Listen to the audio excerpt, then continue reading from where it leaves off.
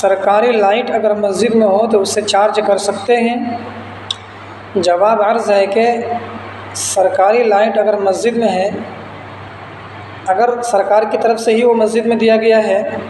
وہ خاص مسجد کے لیے ہے، تو پھر اس کا استعمال تو جائز نہیں ہے، کیونکہ پھر وہ مسجد کی ضروریات میں وہ لائٹ استعمال ہوگا۔ پھر جو نماز پڑھنے کے لیے مسجد میں آئیں گے یا جماعت مسجد میں آئے گی یا کوئی اور چیز جو مسجد کے حوالے سے جو بھی چیز ہوگا اس میں وہ لائٹ استعمال ہوگا۔ لیکن اگر وہ سرکار کی طرف سے مسجد کے لیے خاص نہیں بلکہ عام ہے، پھر تو اسے مسجد کے اندر لانا اور پھر مسجد کے لیے خاص کرنا اور پھر یہ درست نہیں ہے۔ اور ایسی صورت کے اندر جو ہے ایک عمومی چیز کو حبس کر لینا اور اس کے نفع جو سب کے لیے تھا وہ اس نفع اٹھانے سے لوگوں کو روکنا، یہ تو جائز نہیں ہوگا۔ البتہ مسجد کے اندر جو لائٹ سرکار کی طرف سے یعنی کہ ان کی اجازت کے بغیر خود بخود لے لیا ہے، تو پھر ایسی لائٹ سے استعمال کرنا، چارج کرنا جائز ہے، کر سکتے ہیں۔ لیکن اگر سرکار نے خاص مسجد کے لیے ہی دیا ہے کہ وہ صرف مسجد کے کاموں میں استعمال ہو، تو پھر اپنے ذاتی موبائل کے اندر چارج کرنا جائز نہیں ہے۔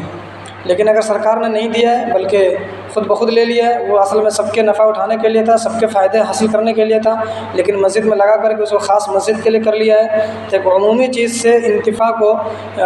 بغیر اجازت کے انہیں خاص کر دینا یہ جائز نہیں ہے، ایسا نہیں کرنا چاہیے۔ کرکٹ ایپ لوڈ کرنا ایپ کمپنی کی اجازت کے بغیر اور اس سے پیسہ کمانا جائز ہے یا نہیں ہے؟ جواب عرض ہے کہ کسی کی کوئی چیز اس کی اجازت کے بغیر استعمال کرنا جائز نہیں ہے۔ اگر ایپ کی طرف سے کمپنی نے ایپ لوڈ کرنے کے لیے ہر عام و خاص کو اجازت نہیں دیا ہے، تو پھر ان سے اجازت لیے بغیر اسے لوڈ کرنا اور پھر ان سے پیسہ کمانا جائز نہیں ہے، اور اس کے ذریعے سے جو بھی پیسہ ہوگا وہ آپ کے لیے استعمال کرنا حلال نہیں ہوگا۔ شوہر کے انتقال پر عورت کے لیے عدت مقرر ہے، اگر کوئی عورت طلاق لیتی ہے تو کیا اس کے لیے بھی عدت ضروری ہے؟ جی ہاں، شوہر کے انتقال پر عورت پر عدت ضروری ہے، اور اگر عورت خود بھی طلاق لے لے یا شوہر خود ہی طلاق دے دے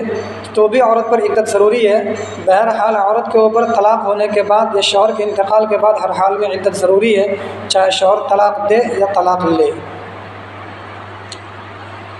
مسجد میں دوسری جماعت میں اقامت کہی جائے گی یا نہیں؟ جواب عرض ہے کہ جب مسجد میں ایک مرتبہ جماعت ہو گئے، ایسی مسجد جو گاؤں کی مسجد ہے یا شہر کی مسجد ہے، وہاں پر مستقل جماعت ہوتی ہے، جماعت سے نماز پڑھی جاتی ہے، وہاں پر امام موجود ہے اور باقاعدہ محلے کی وہاں پر جماعت ہوتی ہے،